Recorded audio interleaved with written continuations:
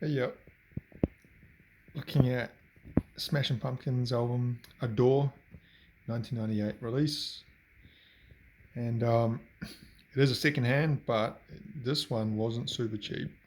Wasn't super expensive either. See the tag there says 7,000, and that writing is Korean. It's 7,000 won. Because I got this in Seoul, South Korea, a couple of years now. I used to live in Korea for a fair while, and to be honest, physical music is not very big there.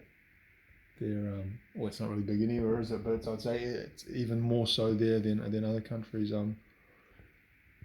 There are very few record shops in Seoul. It's a huge city of 10 million people. Only a handful of record shops.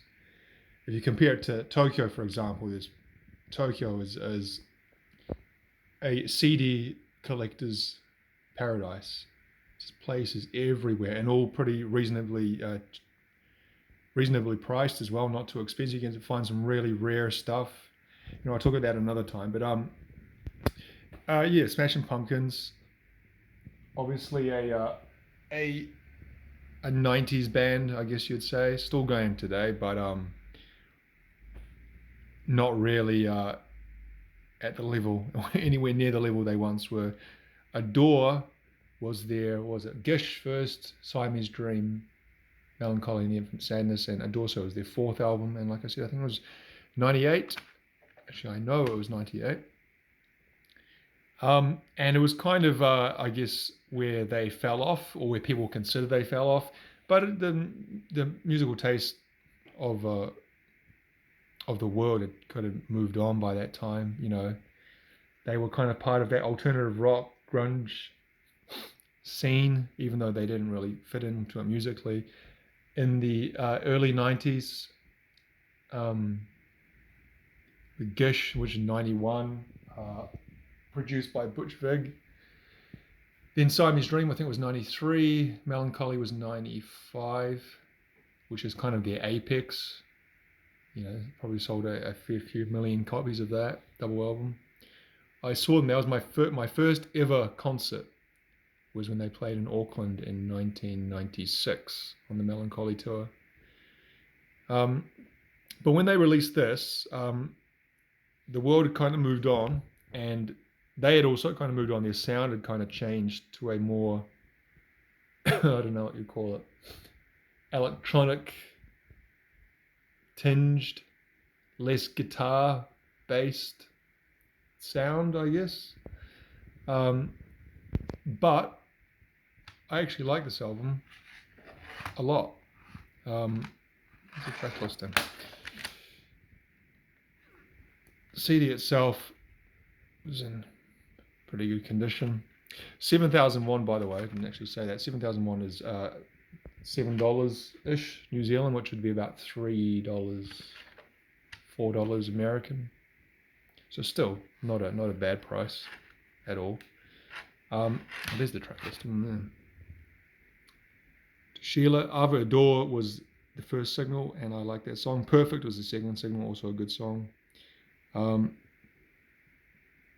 Pretty much 4, 5, 6, 7. I like Apples and Oranges, especially. That's got a really 1997, 1998 sound. I don't know. I can place music by year of sounds in the 90s. I guess because that's when I was a teenager, when I was most, your formative years, music has the biggest impact on you. And I can listen to a song, even if I don't even know the band that well, from like say 93, 94, and I can place out that's 93, 94, 95. And by the time it gets to 97, 98, you can hear that sound difference. And that song, Apples and Oranges, track 1, 2, 3, 4, 5, 6, 7, 8, has a very 1997, 1998 sound. And that's not a bad thing. It's just a fact. Nice photography. This was the first album they made after Jimmy Chamberlin had been fired, so they didn't have a replacement drummer. They used, a variety of drummers. Here's Darcy, bassist, subsequently left the band and never returned. James Iha, he's back in the band nowadays. Billy owns a wrestling company now, doesn't he? NWA. Got the lyrics. So what drummer did they use? I think they used Matt Walker. Is it Matt Walker? There we go, that's in here. So this was actually the Korean pressing, because the CD says made in Korea, and we see there's some Korean language Hangul script. And there. I can't remember going for the drummer. But yeah, I think they didn't use just one drummer, they used a few drummers.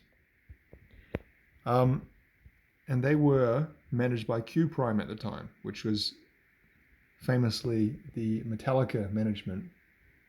You see them a lot in that Some Kind of Monster documentary.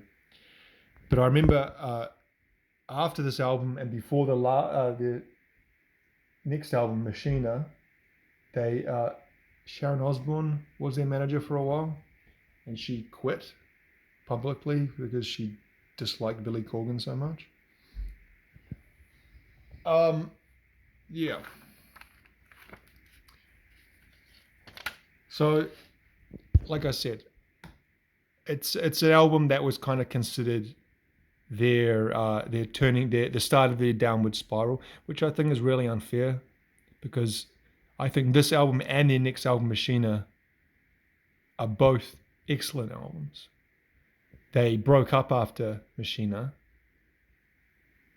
and then they got back together. I'm not going to guess the dates, in the 2000s, and they've made a bunch of albums since that.